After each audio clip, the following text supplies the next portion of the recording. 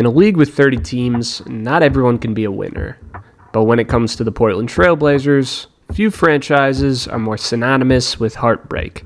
Despite fielding some of the most gifted players in NBA history, Portland's story has been defined by injuries, bad luck, and playoff disappointments. From lost superstars to cursed draft picks, Rip City's pain runs deeper than most fans realize. This is the full story of the Trailblazers' curse. But to understand how deep it goes, you have to go back to where it really began. The Trailblazers entered the NBA in 1970, and like most new franchises, the first few years were exactly what you'd expect. Tons of L's, coaches coming in and out, and the team just trying to survive in a league dominated by already established powerhouses. But all that early pain and agony finally paid off when in 1974 they stumbled into the number 1 pick and used it on Bill Walton, the Amish-looking tower from UCLA who had already cemented himself as one of the greatest college players the game had ever seen. Walton was everything a struggling new franchise could want, and especially for the time frame. He had this ultra-soft touch around the basket, could cook you on the block, clean the glass and defended the tin, and had the ultra-rare ability to dish the rock from the low or high post at a time where using a big as an offensive hub wasn't much of a thing. For a city still getting used to having an NBA team, Walton was the perfect cornerstone to build around. Up to this point, the Trailblazers' run was nothing but disaster, and a legacy defined by losing. 5 years into the Trailblazers' experience, and the team had yet to see a 30-win season, while their first overall pick just 2 years before had proven to be the greatest bust of all time up to that point in LaRue Martin. The Trailblazers were in desperate need of a star to come and save them, and lucky for them, Bill Walton was there to carry the load. Immediately, his presence boosted them to the best record of their short history, and by his third year in the NBA, Walton was one of the best talents that the game had to offer, with the league leading 14 rebounds and 3 blocks per game. But more than that, Bill Walton dragged this team to heights that no one could have expected. Just 3 years into his career, he took a team that was just winning 20 games a season to the promised land, leading the Blazers to their first and only NBA championship, beating Dr. J's Sixers in the NBA Finals. Walton won Finals MVP, of course, averaging 18, 15, 5.5, and 3.5 blocks throughout the Finals. The team looked like it already had a solid blend of star power and bench depth, and the city of Portland, as you could expect, was on top of the world. This wasn't just a title, it was supposed to be the start of a new dynasty with a new franchise. The Blazers had done what expansion teams almost never do. They went from scrubs to champions in just 7 years being in the NBA. Fans were sure the franchise was set for a future of more trophies and success. I mean, after all, Bill Walton was second in MVP voting at just 24 years old, and proved he wasn't scared of the moment in the slightest. Instead, it all came crashing down almost immediately. Walton, who had nagging foot and ankle injuries, started to get pissed off with the Blazers' medical staff, believing they were never treating his injuries seriously, and just wanted to throw him back on the court as soon as possible. He lost his trust in the organization, demanded a trade, and when Portland refused to move him while they still had the chance, Walton took his future into his own hands, signing with the then San Diego Clippers, and leaving the Blazers with an order of literally nothing and a side of fuck all. Just 2 years removed from the highest high a team can have, Portland had already watched their foundation completely crumble beneath them. Walton was their star, and the glue that made their supporting pieces championship pieces. And as bad as that was, nothing would ever compare to the disaster waiting for them in 1984. That summer, the Blazers held the second pick in what would become the most famous draft in NBA history. With multiple top 20 players to this day on the draft board, and the greatest player of all time to top it off, the Blazers sat with an almost guarantee to reinvent their franchise, regain championship contention, and get back to the heights they once saw, if not surpass them altogether. The Houston Rockets had the top pick and used it on Hakeem the Dream Olajuwon, a future Hall of Famer, and at that point, it was clear Houston was taking him number 1. That left Portland up next, clock ticking. One massive decision to make that could make or break the future of the team. Option A, draft a young Michael Jordan, the explosive, high-flying guard from North Carolina, who was clearly the most talented player on the board. Or Option B, draft Sam Bowie, a 7'1" center from Kentucky, who already had a little history of serious leg injuries. But we don't have a decent big anymore, said the organization. The Blazers, solely convinced that they needed size to replace what they had lost in Big Bill, passed on the greatest player of all time and selected Sam Bowie. It was the biggest mistake in the history of the NBA. Jordan obviously went next to Chicago, and the rest is history from there. Became the greatest player of all time, won 6 championships, 5 MVPs, and turned the Bulls into a global icon, and brought the NBA viewership to levels they didn't think that was possible to reach. My man Sam, though, on the other hand, became the poster child for wasted potential. In his 5 years in Portland, Bowie played just 139 games. He broke his tibia, his fibula, and a bunch of other ibulas and ibias in his leg. This guy's body was totally killed. When he did actually play, he was alright, around 10-8, but nothing close to the star that the Blazers needed. While having no real reason to draft for fit on a team that was going nowhere fast, the Trailblazers fumbled what, hindsight aside, should have been a relatively obvious decision. Bowie, unfortunately, was nothing close to their ex-man's Bill, and for damn sure not even the same realm as Michael Jordan. Portland didn't just miss, they whiffed so badly that the pick turned into the most infamous mistake in NBA history.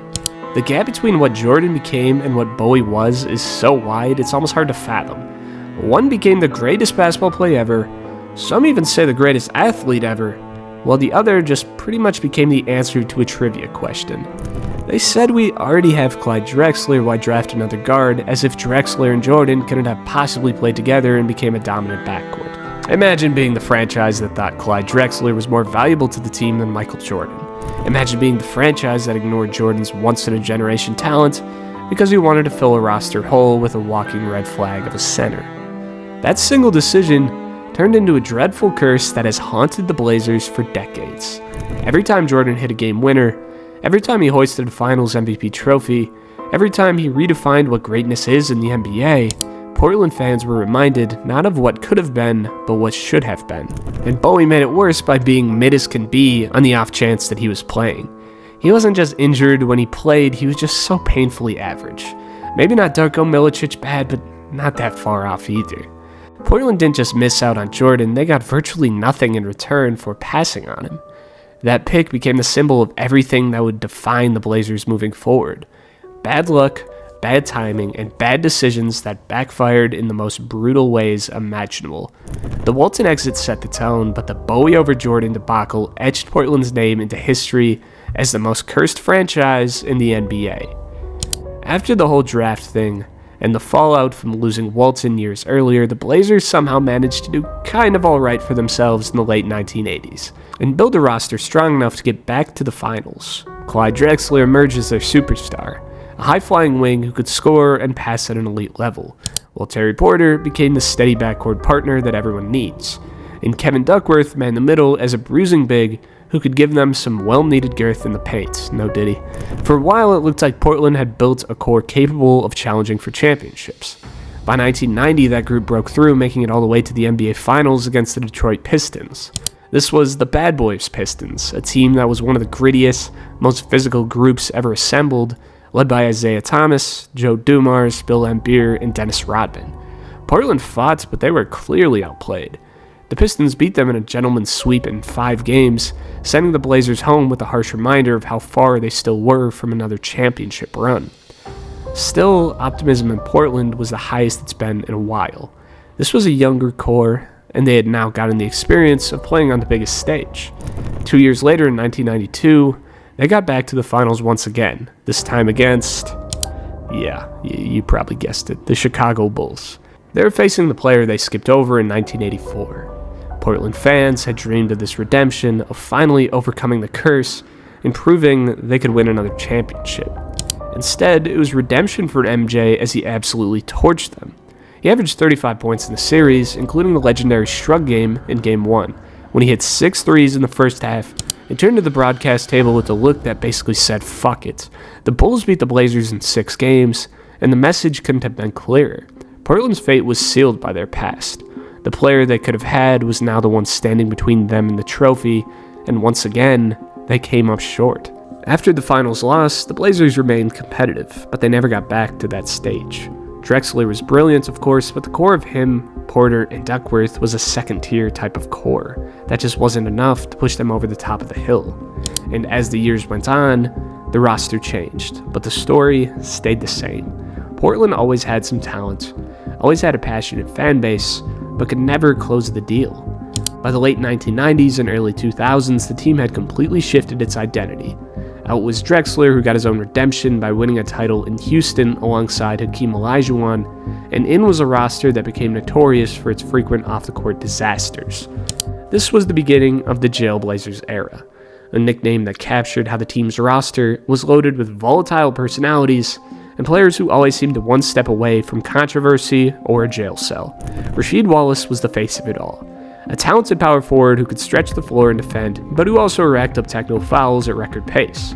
They had Damon Stoudemire, aka Mighty Mouse, running the point, a fearless little small guard with deep range and quickness.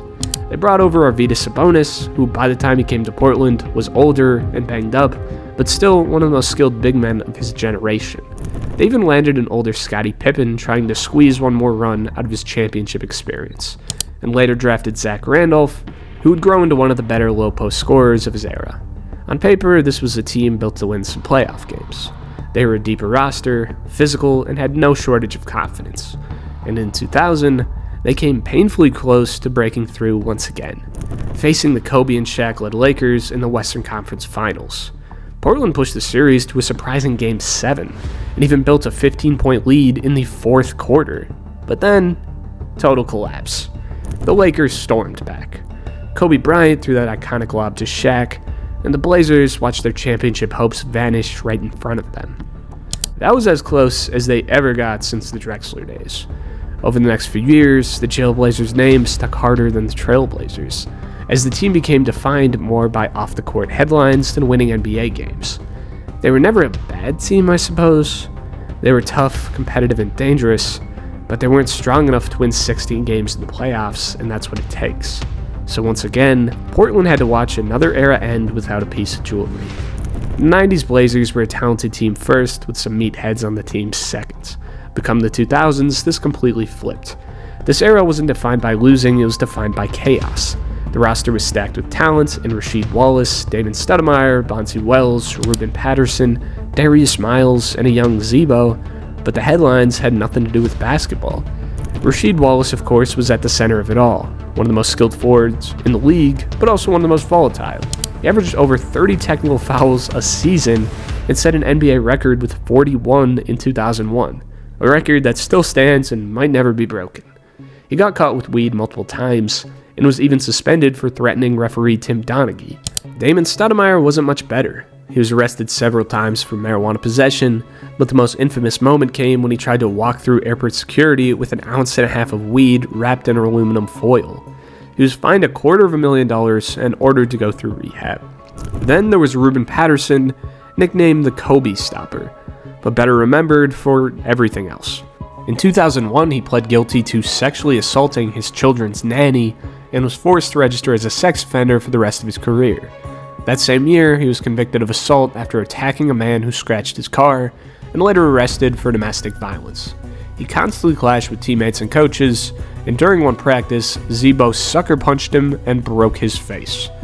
Randolph wasn't exactly innocent either. Arrests, DUIs, fights, gang ties, you name it. After punching Patterson, he literally hid out at a teammate's house because he thought Patterson might shoot and kill him. Bonzi Wells had his own issues. Suspended for shoving a ref, fined for verbally abusing officials, and once ignored police orders during a nightclub fight. Darius Miles destroyed Coach Murray's cheeks so badly during a film session that Cheeks reportedly considered quitting on the spot. And if you thought it stopped there, Quintel Woods got pulled over and tried to hand the cops his own basketball card instead of a driver's license. A few months later, he was charged with running a dogfighting ring after 6 abused pit bulls were found in his home. Even the bench guys got in the chaos with a fight at practice, resulting in one player getting cracked in the ribs by a wooden pole from the weight room. At that point, Jailblazers wasn't just a nickname, it was a lifestyle. The team was winning 50 games a year, but off the court, they were completely out of control. Arrests, suspensions, and scandals became routine, and the organization finally had to blow it all up just to save the franchise's reputation. By the mid-2000s, the Blazers found themselves in the middle of the league. They weren't contenders anymore, and they weren't bad enough to bottom out for top picks in the draft, until 2007, when the lottery gods finally smiled on them once again, giving them another chance to restart their franchise. Portland won the number 1 overall pick in a draft that featured 2 franchise-changing prospects. Greg Oden, a 7-foot center out of Ohio State, who looked like the second coming of a dominant defensive big. And of course, Kevin Durant, a lanky 6'9" forward from Texas, who had just averaged over 25 points per game as a freshman, and looked like one of the purest scorers in the league already. The choice was Oden versus Durant, and for Portland, the scars of their history played a role again. They had missed out on Walton because of injuries, they had taken Bowie over Jordan because of a positional need, and now they were back in the same boat. A dominant center or a transcendent scorer. To be fair, this wasn't a Bowie situation. Oden wasn't a reach, he was a beast in college, a defensive anchor with elite rebounding and shot blocking instincts, and the kind of center that every team dreams about. He was compared to Bill Russell since the time he was in middle school. He was really considered the safer pick, the guy who could anchor a franchise for the next decade, while Kevin Durant was ultimately a gamble. I mean, think of the many next Kevin Durants who completely flopped in the NBA. Portland made the call, and they took Greg Oden first overall, and that's where the curse struck again. Oden's body broke down almost immediately. Knee surgeries, setbacks, rehab, even more surgeries. He was in a hospital bed more than he was on the court. In his entire Blazers career, Oden appeared in just 82 games. The franchise had finally landed the number 1 pick again, and it turned into another nightmare. To make it worse, Kevin Durant, the guy they passed on, became one of the greatest scorers in NBA history. He won an MVP, scoring titles, and eventually championships and a couple finals MVPs. He climbed into conversations as a top 15 player of all time, maybe even top 10, and Portland once again had to watch. The cruel part is that unlike Bowie, Oden wasn't a terrible choice at the time. Most scouts and executives thought he was the right pick. Durant was incredible, but Oden was seen as the kind of big who could change a franchise's defensive identity. If his knees had held up, nobody knows what he might have became. But they didn't, and the result was the same. Portland chose a big man who couldn't stay healthy, instead of a generational wing who went on to dominate the NBA. It was the curse repeating itself in real time. In 1984, they passed on the GOAT in Michael Jordan. In 2007, they passed on the best scorer of his generation in Kevin Durant. Both times, the reasoning was somewhat reasonable, I guess, but in the end, both times became a fucking disaster. By the late 2000s, the Blazers had a true scorer in Brandon Roy, dominant forward in LaMarcus Aldridge, and what looked like a promising young core. For a second, it seemed like maybe they had finally shaken the curse. Aldridge had proven to be one of the most underrated scorers of the time frame, Brandon Roy could provide as much perimeter scoring as you need, and Greg Oden, while he was healthy, provided everything else to keep this team together. I mean, there's really no need to wonder if this team could have worked. With a decent enough sample size of 62 games together, these guys went to crazy 50-12. But Roy's knees gave out, Oden never recovered, and Durant was getting dubs elsewhere. The cycle repeated itself once again. Portland wasn't a bad franchise, but every time they were on the brink of building something lasting, disaster struck. Losing to the Pistons in 1990 and to Jordan in 1992 was bad enough. The Jailblazers era was frustrating, but at least competitive in a sense. But Oden over Durant was the modern-day Bowie over Jordan. The moment that proved the curse wasn't just about bad luck in the past, it was still alive and well, haunting every big decision the franchise made. Portland has always been good enough to matter, but never healthy enough, and never lucky enough, and never bold enough to get a chip. And every time Durant hit a silky smooth mid-range or climbed the all-time scoring list, Blazers fans were reminded of the same painful truth. Their franchises had more chances at generational players than almost anybody else. And somehow, every single time, the outcomes slipped through their fingers. By 2012, Portland was desperate for a new face. Someone to breathe life back into a franchise that had spent decades between heartbreak and rebuilding. The Greg Oden, Brandon Roy experiments had crashed and burned thanks to knees that just wouldn't cooperate. And the Blazers once again found themselves searching for a new direction. Then came draft night, and with the 6th overall pick they landed, they selected a relatively unknown guard at the time out of Weber State, Damian Lillard. He wasn't from a blue blood college program, he wasn't surrounded by a whole bunch of hype or headlines like others in the past, but from the moment he stepped into the league, you could tell something was different about him. Lillard had a chip on his shoulder that watch this shit energy that every underdog city wants in a star player. He walked into Portland and immediately became the leader, the heartbeat, and eventually the face of the franchise. He didn't need a whole lot of time to find his footing. He won Rookie of the Year and never looked back. Suddenly, the Blazers had some identity again. A small market team with a fearless point guard who could pull it from anywhere and make it look easy in the meantime. A leader who embraced the city, stayed loyal throughout the years, and genuinely seemed to care about the fans as much as they cared about him. After years of being meh, Portland mattered once again. The timing even felt right. Alongside Lillard was LA, an established all-star big who had quietly become one of the best power forwards in basketball. The two of them gave Portland hope for a bright future, an inside-outside duo that looked like it could anchor a playoff team. The supporting cast wasn't bad either. Nicholas Batum, Wesley Matthews, Robin Lopez, all solid role players who filled their roles, turning this duo into a cohesive unit. And for a few seasons, it worked. The Blazers were young, exciting, and watchable again. The Moda Center was rocking every night, and Lillard's experience gave Portland something they hadn't had in decades. Star power that was theirs. No injuries, no controversies, no what-ifs, just a guy who came to play every single night. But as time went on, the cracks started to show. Well, Marcus Aldridge left the franchise for San Antonio in free agency, and Portland was once again left asking itself the same question it's been asking since Bill Walton limped out of town: who's going to help the franchise star?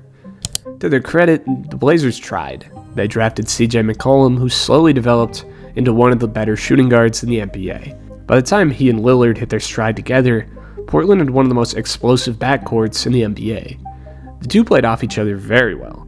Lillard's confident shot creation off the dribble and CJ's smooth mid-range game made them a nightmare matchup for defenses. Two homegrown stars who worked hard, played the right way, and stayed loyal to their franchise. But loyalty doesn't always turn to jewelry. The rest of the Western Conference was evolving. Like every team was turning into Charizards while the Blazers were still a little Charmander. The Warriors were becoming a dynasty with Curry, Thompson, Draymond, and eventually adding Durant to the mix.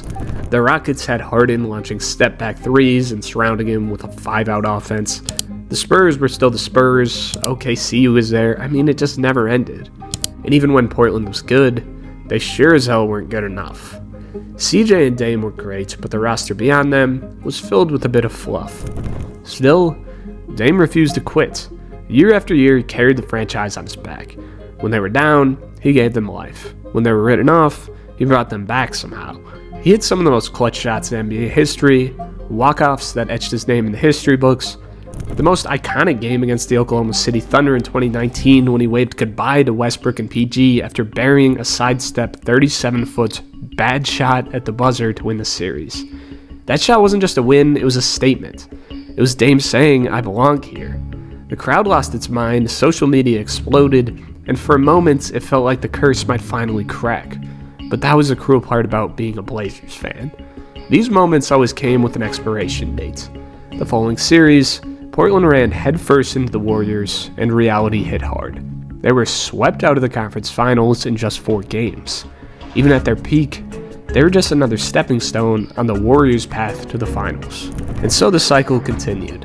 Lillard was giving everything he had, dropping 50-point games like he was playing against bums at the Y, carrying the offense and putting the entire city in his book bag and carrying them wherever he went.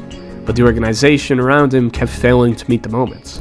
Year after year, Portland's front office talked about building around Dame, but the moves never matched the message. No second star ever really came, no blockbuster trade, no big free agents. Instead, it was patchwork, just role players, developmental projects, and salary cap flexibility that never turned into anything truly meaningful on the team. Every summer, the conversation got louder. Free Lillard was blasted all over Twitter and Instagram. Fans begged him to go somewhere he could actually compete for a title, but Dame didn't budge.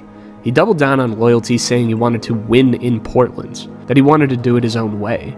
He embraced being the small market guy, the guy who stayed when everyone else would have left. That made him beloved, but it also kept the Blazers stuck in the middle. Too good to tank, and too mid to win big. As the years passed, patience grew thin. Lillard kept performing at an elite superstar level even as the roster around him got more and more cheeks by the day. The team cycled through coaches, role players, and strategies, but the results never really changed. First round exits, second round heartbreaks, or missing the playoffs entirely. The West was too deep, and the Blazers just weren't built to hang with the league's best for a full playoff run. There was no Shaq and Kobe duo here, no Durant and Curry, no LeBron and AD, just one superstar carrying an entire city. Eventually, even Lillard had to face reality. By 2023, the calls to free Dame were just noise anymore. The franchise that he had poured everything into hadn't given him what he needed, and he knew it. So, he finally asked out. He wanted a chance to compete, to play for something bigger, and the Blazers granted his wishes, trading him to the Milwaukee Bucks to team up with the Greek Freak. It was a move everyone had been waiting for, Lillard alongside one of the best players in the world chasing a championship. But in typical Blazers fashion, he had somehow spread some of that Blazers luck to Milwaukee. Even that story didn't go as anyone expected. The fit with Giannis wasn't perfect, the chemistry never clicked, and while Lillard still had moments of brilliance, the Bucks fell short of the championship expectations. Meanwhile, back in Portland, the franchise finally committed to a full rebuild. With Lillard gone, they leaned into their young core, with Scoot Henderson, Shannon Sharpe, Anthony Simons trying to build something new from the ground up. The city that had lived through decades of heartbreak was starting over once again, just like it always did. But here's where things get interesting. After a short stint away, Lillard came back. Maybe it was unfinished business, maybe it was loyalty, maybe it was just that Portland, for all its flaws and heartbreaks, was still just home to him and his kids. His return certainly isn't going to make them contenders once again, he's not even playing this year, but it reignited hope for the franchise. The fans are ready to believe one more time to see if maybe, just maybe, this time would be different. Now the question looms over Portland like it always has. Was this the start of something real, or just another chapter in the franchise's never-ending basketball torture? Even the new talent here brings more questions than answers. The Anthony Simons experiment is over. Scoot Henderson's clock is ticking. Chauncey Billups is in jail. No matter which direction the team wants to go, it all circles back to the same uncertainty. The Blazers have been here before, full of potential, full of hope, and one piece away from greatness. And every time, something goes fucking awful, man. Whether it's injuries, bad timing, or management missteps, the Blazers always seem to find a way to fall a little bit short. Lillard's return adds some emotion and nostalgia, but it also puts pressure back on the front office once again. Are they actually going to build something sustainable this time? Or are they just setting up for another failed rebuild and another heartbreak for the fans? They've seen promise turn into pain, they've seen talent wasted by injuries, loyalty rewarded with nothing, and every bit of good fortune undone by bad luck. From Walton's foot to Bowie's legs to Odin's knees to Lillard's lonely legacy, it's always been the same story in a different era. They face change, but the heartbreak stays the same. Maybe this time, finally, hopefully, they can get it right. Maybe this next chapter won't end in disappointment. Maybe the curse can be broken, but if history's taught us anything about the Portland Trailblazers, it's that no matter how bright things may look, the storm is still going to follow. Still, for all the heartbreak, there's something almost admirable about the way this franchise keeps fighting. Portland certainly isn't a glamour market. They don't lure superstars, they don't tank for picks, and they don't quit. They draft, they develop, they grind. Maybe that's the real essence of the Portland Trailblazers. Not a cursed team as much as a stubborn one. A team that refuses to give up no matter how many times history breaks its heart. Damian Lillard certainly embodied that better than anybody. From his draft night to his buzzer beaters to the loyalty that defined his career, he gave Portland everything he possibly could. Whether that's enough to finally lift the curse, time will only tell. Because the thing about the Blazers' curse isn't failure, it's being so close. They've spent decades trapped in the middle, never bad enough to rebuild, never good enough to win it all. 21 straight playoff appearances from 1983 to 2003. This should have made them a dynasty, but instead, it made them a cautionary tale. Always good, never great, always relevant, never rewarded. Every era gave hope, but never closure. Walton brought a title, but injuries took him away. Drexler made the finals, only to get spanked by the Pistons and the Bulls that outmatched them. The 2000 squad was one game away from glory before Kobe and Shaq crushed their dreams entirely. And when fate finally handed them a lifeline, the number one pick in 2007, history just repeated itself with Greg Oden. Portland was never cursed to fail, they were cursed to float. Too proud to tank, too flawed to contend, but through it all the fans stayed loyal. The city never wavered. Portland basketball became less about trophies and more about identity, grit, and faith. At the end of the day, maybe the Blazers will never outrun their curse. And maybe that's not even the point. Maybe the curse is what keeps them fighting in the first place, and that's what makes Portland, Portland. Thank you for watching. If you made it this far, subscribe to the channel if you're new. As always, I'll see you boys in the next one. Peace out.